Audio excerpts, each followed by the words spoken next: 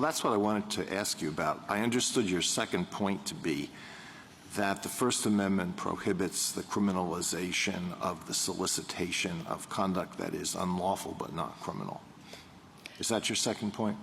That is correct. And you think that's true across the board in all circumstances?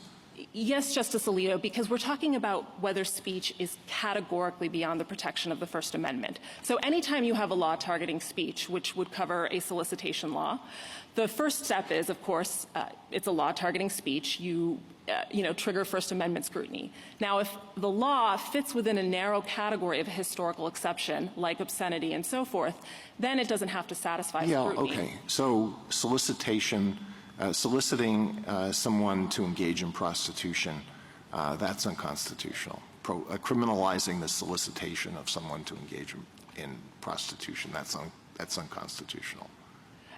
No, Justice Alito. That can be regulated as a transaction. And this court in Williams made clear that you can render certain transactions illegal. So speech that effectuates those transactions, for example, if I say to you I want to buy drugs, that is proposing an illegal transaction. That speech can be regulated. And that was the case with Williams, where it was a speech about a transaction involving child pornography. All right, not soliciting a prostitute, but encouraging someone to engage in prostitution. That cannot be criminalized.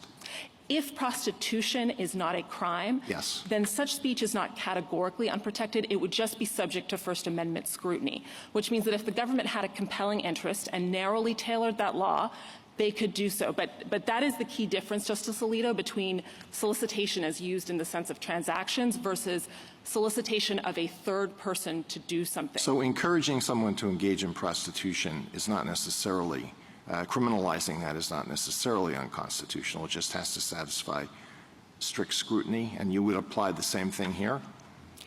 That is correct, Justice Alito. Any law burdening speech where it makes the speech a crime and it's soliciting underlying civil violations would be subject to, if it's content-based, it would be subject to strict Encouraging scrutiny. someone to commit suicide? I think same thing. If it's not a crime, you just subject it to ordinary First Amendment scrutiny, which the Minnesota Supreme Court did in Melkert-Dinkel. It applied strict scrutiny to a law encouraging suicide. In that case, the law did not satisfy strict scrutiny, but a narrowly tailored law very well might. What if the person who is encouraged to commit suicide is intellectually disabled, particularly vulnerable to that encouragement? Again, I think if a state or Congress passed a law that was directed specifically at encouraging someone in that vulnerable state and narrowly tailored it, it very well might pass strict scrutiny. But and why would that be? Because that's an important interest. Protecting those people is an important interest. That's correct. I think the strict scrutiny analysis builds into it the interest that the government has in criminalizing speech. And then why wouldn't that be satisfied here? In this case, the government has now.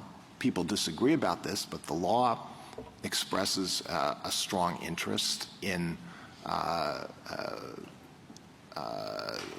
regulating who is allowed to remain in the United States. I think that standard would not be satisfied here, even if you read this as a narrow solicitation law, because it would reach solicitation of civil law violations that Congress itself has incentivized people to engage in. So, for example, when Congress has provided under the Violence Against Women Act a pathway to lawful status for women who have been battered, or a pathway to lawful status for victims of trafficking, or a pathway to lawful status to people who overstayed their visas but married a U.S. citizen. In all of those cases, lawyers, community members who provide Know Your Rights training and materials are entitled to tell people about those paths to lawful status if they remain, even unlawfully. And I don't think the government could claim a compelling interest.